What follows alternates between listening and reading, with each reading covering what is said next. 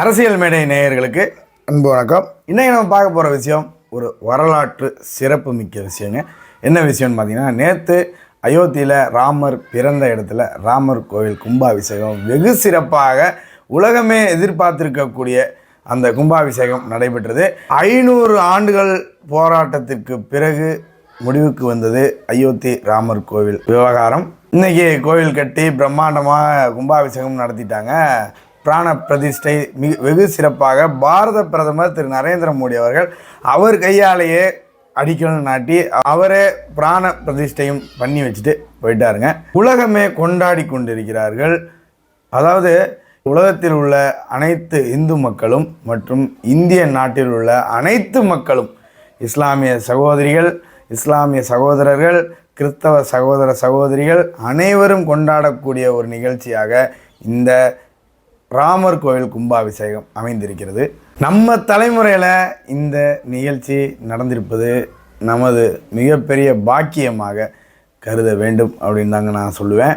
ஏன்னு பார்த்தீங்கன்னா, 500 ஆண்டுகள் போராட்டம், 500 ஆண்டுகள், அந்த 500 ஆண்டுகளை தாண்டி நம்ம ஜென்ரேஷனில், நமது காலத்தில், நமது பிறவியில் இதை நாம் பார்த்து கொண்டிருப்பது என்ன தவம் செய்தோமோ அப்படின்றது தெரியல. ஓவர்லேயில் உங்களுக்கு ஒரு வீடியோ போயிட்டுருக்கும், அதில் பாருங்கள் எவ்வளோ மக்கள் அழுகுறாங்க அப்படின்னு பாருங்கள். அவ்வளோ வலிங்க. ஸோ அவர்களோட உணர்வு, அதாவது மக்கள் ராமரை வழிபடுறது வெறும் கடவுள் கிடையாது, அவங்களோட உணர்வு, ஒவ்வொருத்தரோட உணர்வு. ஸோ அதை மதித்து பாரத பிரதமர் திரு நரேந்திர மோடி அவர்கள் இந்த வரலாற்று சிறப்புமிக்க கோயிலை அங்கு நிறுவி கும்பாபிஷேகமும் செய்து கொடுத்திருக்கிறார். அவருக்கு நம் சார்பாக கோடான கோடி நன்றிகளையும் தெரிவித்துக் கொள்கிறோம். அந்த வீடியோவில் பாருங்கள், அப்படியே ராமபிரானே நேரில் வர மாதிரி இருக்குங்க. பாரத பிரதமர் திரு நரேந்திர மோடி அவர்கள் வர்றது, கையில் ஒரு கிரீடம் ஒன்று கொண்டு வருவார். நல்லா பார்த்தீங்கன்னா தெரியும். அந்த கிரீடத்தோடு அவர் வர பாணியை பார்த்தீங்கன்னா அப்படியே அந்த ராமபிரானே நேரில் அந்த பிராண பிரதிஷ்டை செய்வது போல இருக்கிறது. அதே மாதிரி நேற்று அவர் பேசிய பேச்செல்லாம் பார்த்தீங்கன்னா புல்லரிக்க வைத்து விட்டது. ஒரு ஹிஸ்டாரிக் ஸ்பீச்சுங்க அது. அதெல்லாம் நம்ம இந்த வீடியோவில் பார்க்க போகிறோம். அதாவது பாரத பிரதமர் என்னென்ன பேசியிருக்காங்க அப்படின்றதெல்லாம் நம்ம இந்த வீடியோவில் பார்க்க போகிறோம். நாட்டில் பல்வேறு மாநிலங்களில் உள்ள அனைத்து மாநிலங்களிலும் உள்ள பிரபலங்கள் கலந்து கொண்டனர். அதில் நம் பாரத பிரதமர் திரு நரேந்திர மோடி அவர்கள் என்ன பேசியிருக்காரு அப்படின்னு பார்த்தீங்கன்னா, இன்று நம் ராமர் வந்துவிட்டார். பல நூற்றாண்டுகள் காத்திருப்பிற்கு பிறகு நமது ராமர் இன்று வந்துவிட்டார். அவரிடம் நான் மன்னிப்பு கேட்கிறேன். என்னன்னு பார்த்தீங்கன்னா, எதுக்கு அந்த மன்னிப்பு கேட்கிறாரு அப்படின்னு பார்த்தீங்கன்னா, இந்த கோவில் கட்டுவதற்கு இத்தனை ஆண்டு காலம் தாமதம் ஆனதற்கு நான் ஸ்ரீ ராமபிரானிடம் மன்னிப்பு கேட்கிறேன் அப்படின்னு பேசியிருக்கிறாருங்க. அந்த காணொலி உங்களுக்காக போடுறேன். அதாவது அந்த காணொலியில் அவர் ஹிந்தியில் பேசுவார், கீழே தமிழில் மொழிபெயர்த்து நம்ம பாஜக ஐடி விங் போட்டிருக்காங்க. அந்த காணொலியை பார்த்துட்டு வாங்க. आज हमारे राम आ गए हैं।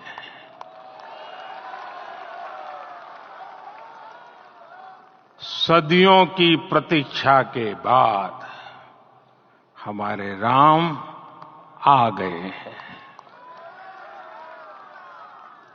सदियों का अभूतपूर्व धैर्य, अनगिनत बलिदान, त्याग और तपस्या के बाद हमारे प्रभु राम आ गए हैं।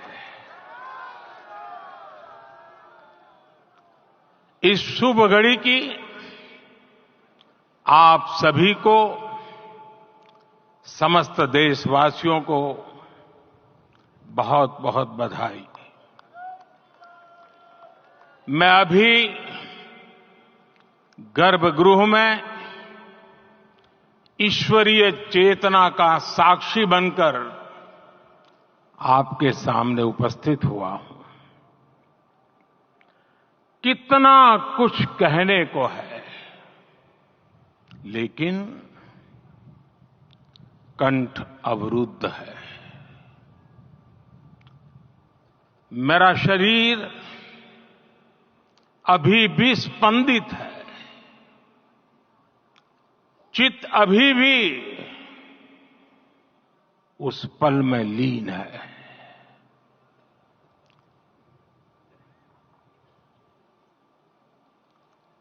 हमारे रामलला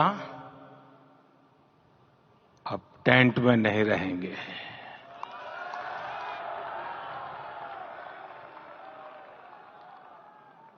हमारे रामलला अब इस दिव्य मंदिर में रहेंगे। मेरा पक्का विश्वास है, अपार श्रद्धा है कि जो घटित हुआ है इसकी अनुभूति देश के, विश्व के कोने कोने में राम भक्तों को हो रही होगी। ये क्षण अलौकिक है, ये पल पवित्रतम है। ये माहौल, ये वातावरण, ये ऊर्जा, ये घड़ी प्रभु श्री राम का हम सब पर आशीर्वाद है। 22 जनवरी 2024 का ये सूरज एक अद्भुत आभा लेकर आया है। 22 जनवरी 2024 ये कैलेंडर पर लिखी एक तारीख नहीं, ये एक नए काल चक्र का उद्गम है।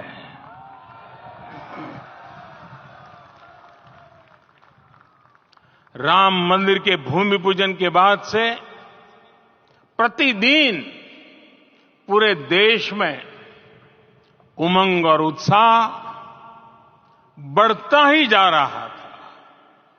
निर्माण कार्य देख देशवासियों में हर दिन एक नया विश्वास पैदा हो रहा था। आज हमें सदियों के उस धैर्य की धरोहर मिली है। आज हमें श्री राम का मंदिर मिला है।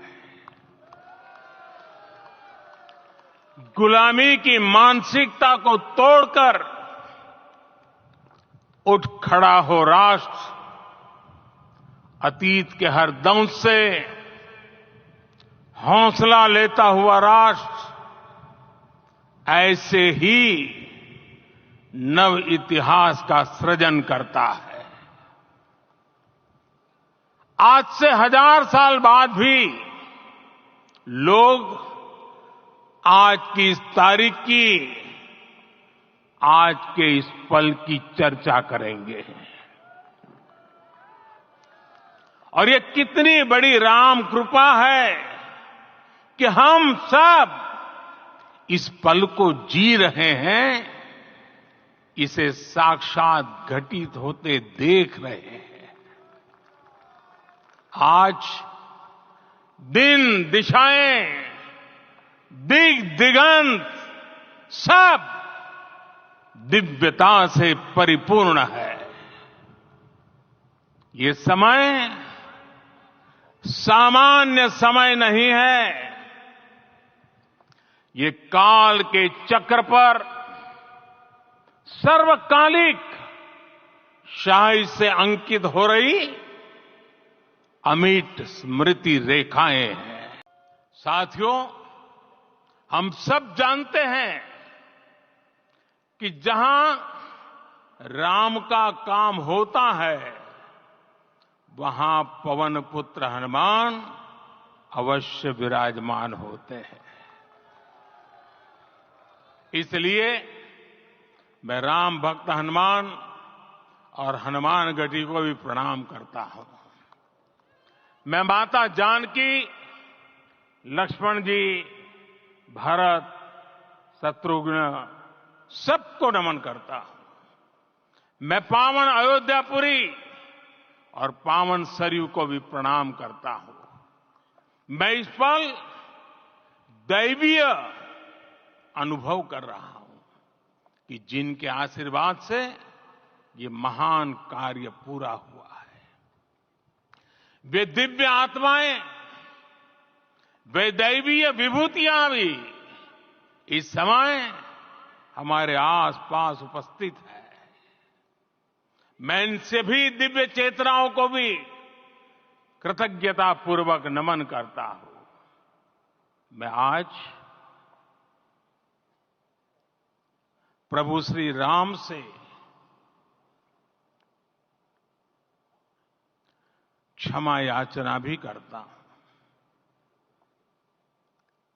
हमारे पुरुषार्थ, हमारे त्याग, तपस्या में कुछ तो कमी रह गई होगी कि हम इतनी सदियों तक ये कार्य कर नहीं पाए। आज वो कमी पूरी हुई है।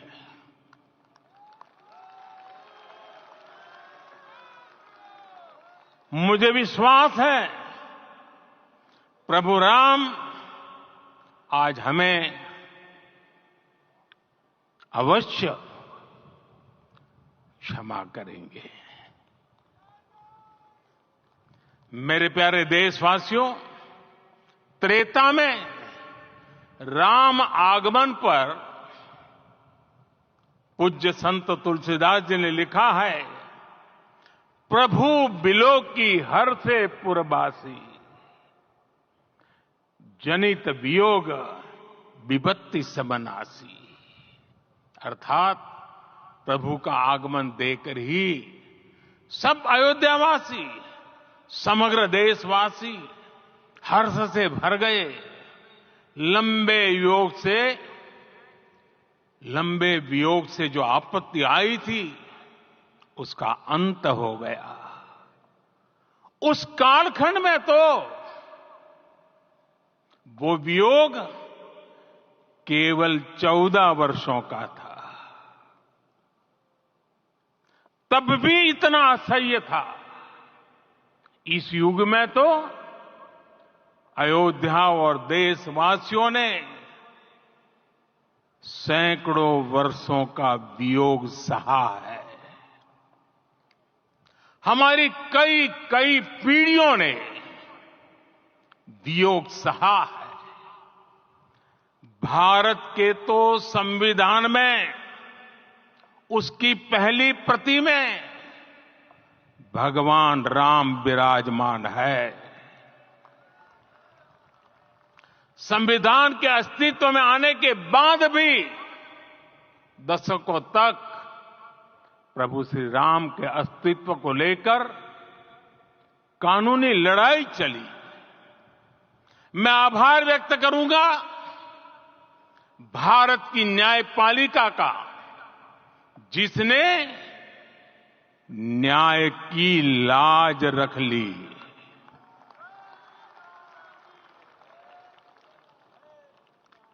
न्याय के पर्याय प्रभु राम का मंदिर भी न्यायबद्ध तरीके से ही बना। அடுத்து வந்து பார்த்தீங்கன்னா, நான் ராமரின் ஆசீர்வாதத்தால் தனுஷ்கோடி சென்றிருந்தேன். அங்கே பூவெல்லாம் போட்டு கும்பிட்டேன். ஒரு உத்வேகம் வந்தது அப்படின்னு பேசியிருப்பார். அதுக்கப்புறம் ராமர் பாலத்தை பற்றி பேசியிருப்பார். அதன் பிறகு ஒரு ஹிஸ்டாரிக் ஸ்பீச்சை ஒன்று கொடுத்துருப்பார். என்னன்னு பார்த்தீங்கன்னா, ராமர் இந்த பாரதத்தின் நம்பிக்கை, அந்த ராமர் இந்த பாரதத்தின் ஆதாரம் அப்படின்னு சொல்லியிருப்பார். அது இல்லாமல் ராமர் இந்த பாரதத்தின் சட்டம் அப்படின்னு ஒரு ஹிஸ்டாரிக் ஸ்பீச், ஒரு புல்லரிக்க வைக்கும் விதமாக இருந்தது அந்த ஸ்பீச்சு. அந்த காணொலியும் பார்த்துட்டு வாங்க. साथियों, आज गांव-गांव में एक साथ कीर्तन संकीर्तन हो रहे हैं। आज मंदिरों में उत्सव हो रहे हैं, स्वच्छता अभियान चलाए जा रहे हैं। पूरा देश आज दीपावली मना रहा है। आज शाम घर घर राम ज्योति प्रज्वलित करने की तैयारी है। कल मैं श्री राम के आशीर्वाद से धनुषकोडी में राम सेतु के आरंभ बिंदु अरिचल मुनाई पर था। जिस घड़ी प्रभु राम समुद्र पार करने निकले थे, वो एक पल था जिसने काल चक्र को बदला था। उस भावमय पल को महसूस करने का मेरा ये विनम्र प्रयास था। वहां पर मैंने पुष्प वंदना की। वहां मेरे भीतर एक विश्वास जगा कि जैसे उस समय काल चक्र बदला था, उसी तरह अब काल चक्र फिर बदलेगा और शुभ दिशा में बढ़ेगा। अपने 11 दिन के व्रत अनुष्ठान के दौरान मैंने उन स्थानों का चरण स्पर्श करने का प्रयास किया जहां प्रभु राम के चरण पड़े थे। चाहे वो नासिक का पंचवटी धाम हो, केरला का पवित्र त्रिपायर मंदिर हो, आंध्र प्रदेश में लेपाक्षी हो, श्रीरंगम में रंगनाथ स्वामी मंदिर हो, रामेश्वरम में श्री रामनाथ स्वामी मंदिर हो, या फिर धनुषकोडी। मेरा सौभाग्य है कि इसी पुनीत पवित्र भाव के साथ मुझे सागर से सरयू तक की यात्रा का अवसर मिला। सागर से सरयू तक हर जगह राम नाम का वही उत्सव भाव छाया हुआ है। प्रभु राम तो भारत की आत्मा के कण कण से जुड़े हुए हैं। राम भारतवासियों के अंतर मन में विराजे हुए हैं। हम भारत में कहीं भी किसी की अंतरात्मा को छुएंगे तो इस एकत्व की अनुभूति होगी और यही भाव सब जगह मिलेगा। इससे उत्कृष्ट, इससे अधिक देश को समायोजित करने वाला सूत्र और क्या हो सकता है। मेरे प्यारे देशवासियों, मुझे देश के कोने कोने में अलग अलग भाषाओं में रामायण सुनने का अवसर मिला है, लेकिन विशेषकर पिछले 11 दिनों में रामायण अलग अलग भाषा में अलग राज्यों से मुझे विशेष रूप से सुनने का मौका मिला। राम को परिभाषित करते हुए ऋषियों ने कहा है, रमन्ते यस्मिन् इति रामः, अर्थात जिसमें रम जाए वही राम है। राम लोक की स्मृतियों में, पर्वत से लेकर परंपराओं में सर्वत्र समाये हुए हैं।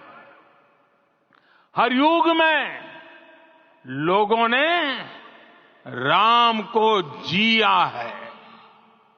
हर युग में लोगों ने अपने अपने शब्दों में अपनी अपनी तरह से राम को अभिव्यक्त किया है और ये राम रस जीवन प्रवाह की तरह निरंतर बहता रहता है।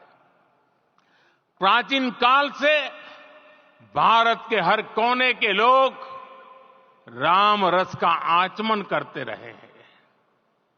राम कथा असीम है और रामायण भी अनंत है। राम के आदर्श, राम के मूल्य, राम की शिक्षाएं सब जगह एक समान है।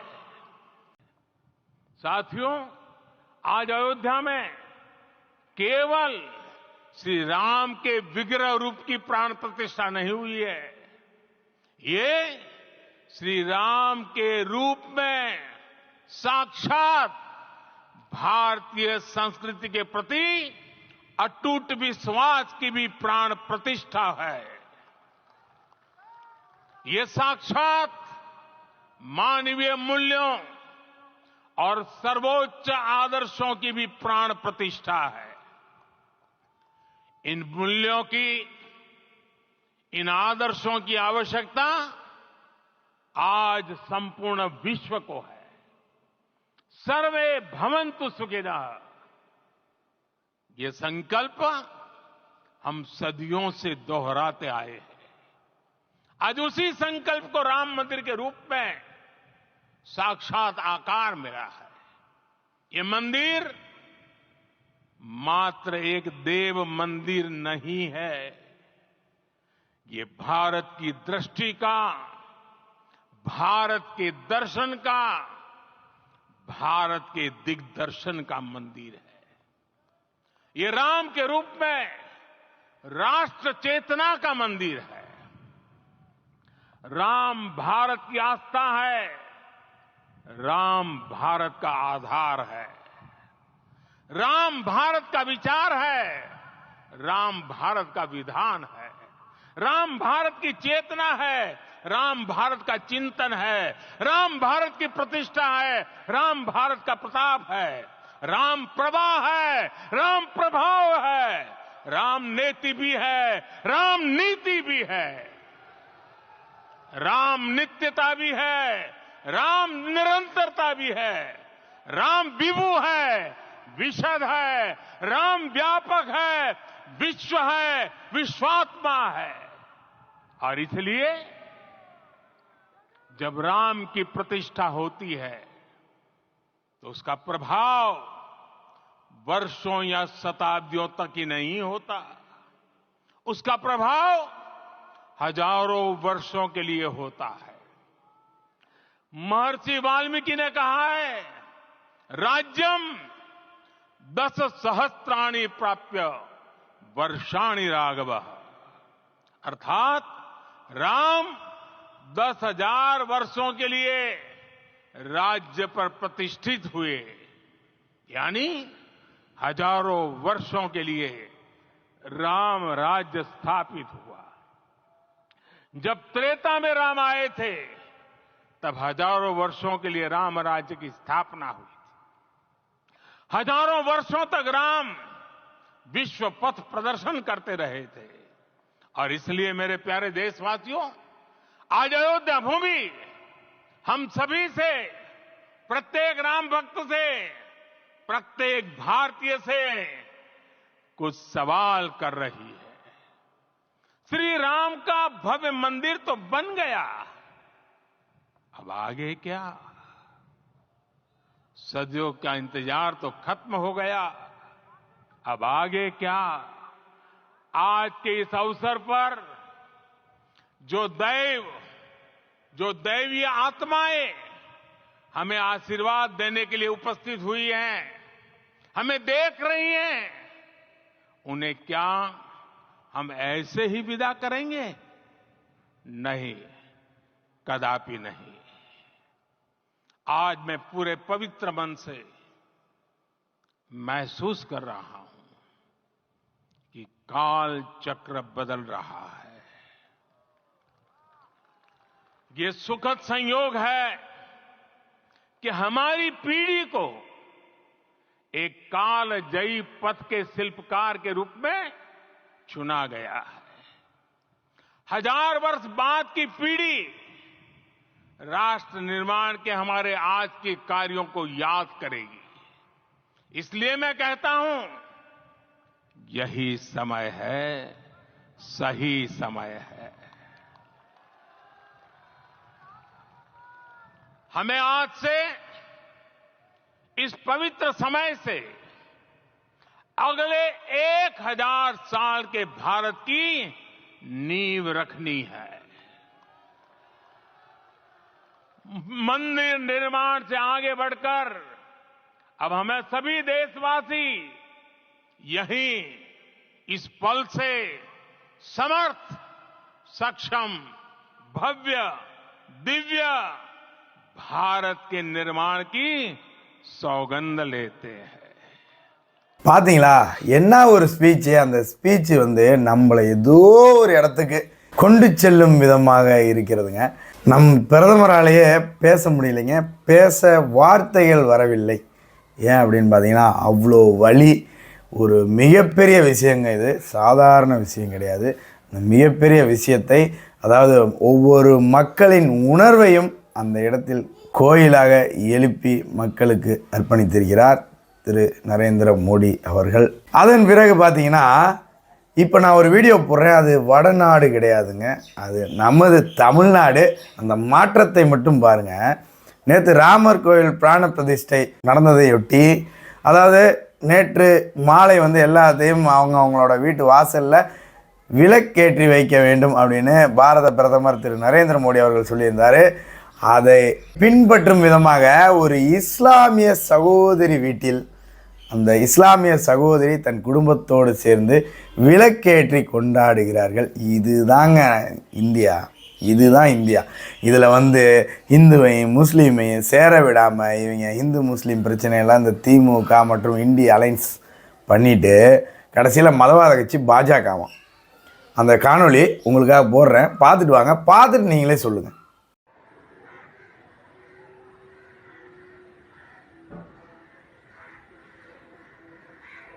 மூஞ்சி இப்படி சைடா இருக்கு.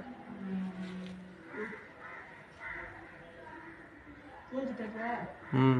ஃபுல்லா தெரியுதா சைடா தெரியுதா? சைடா தான் தெரியுது. Okay okay okay. பார்த்தீங்களா, இதுதான் இந்தியா. இந்த இந்தியாவை விரைவில் உருவாக்கிய தீர்வோம்.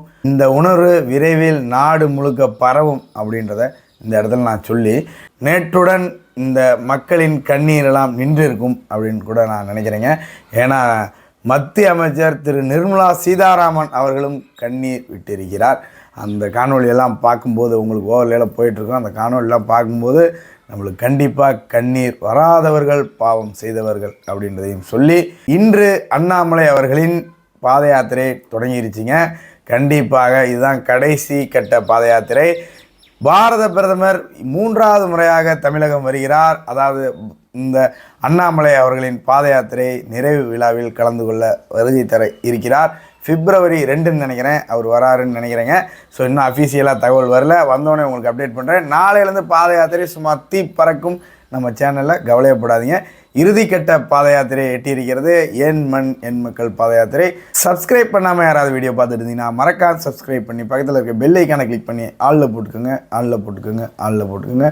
மீண்டும் நாளை சந்திப்போம். நன்றி, வணக்கம், ஜெய் ஹிந்த், ஜெய் ஸ்ரீராம்.